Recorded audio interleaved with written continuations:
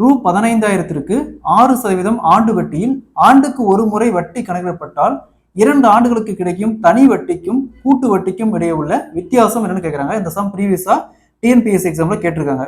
கூட்டு வட்டி மற்றும் தனி வட்டியில இந்த மாடல் சம் கேட்டாங்களா, எப்படி குயிக்கா சால்வ் பண்ணலாம்னு பார்க்கலாம். அதுக்கு முன்னாடி நம்ம சேனலை சப்ஸ்கிரைப் பண்ணாதீங்க, சப்ஸ்கிரைப் பண்ணி நம்ம சேனலை ஃபாலோ பண்ணிக்கோங்க.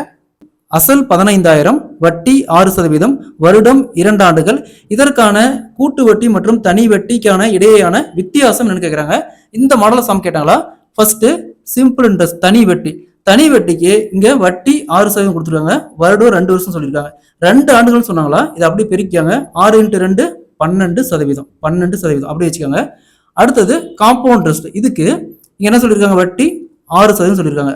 6 + 6 + 6 × 6 / 100.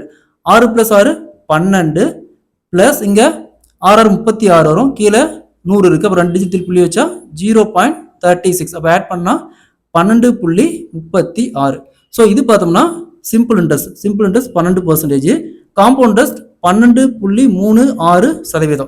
இவங்க என்ன கேட்கறாங்க, இடையேயான வித்தியாசம் என்ன கேட்கறாங்க. அப்ப 12.36ல 12 போச்சுன்னா மீதி 0.36%.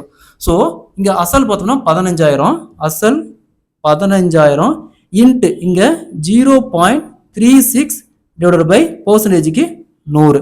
ஸோ 00க்கு 00 அப்படியே கேன்சல் ஆயிரும். ஸோ இங்க 150 இன்ட்டு 0.36 இது அப்படியே பெருக்கணுமா. 150 × 0.36 54 வரும். ஸோ அப்ப 15,000 அசல், 6% ஆண்டு வட்டி வீதம், 2 ஆண்டுகளுக்கு கிடைக்கும் தனி வட்டி மற்றும் கூட்டு வட்டிக்கு இடையேயான வித்தியாசம் பார்த்தோம்னா 54.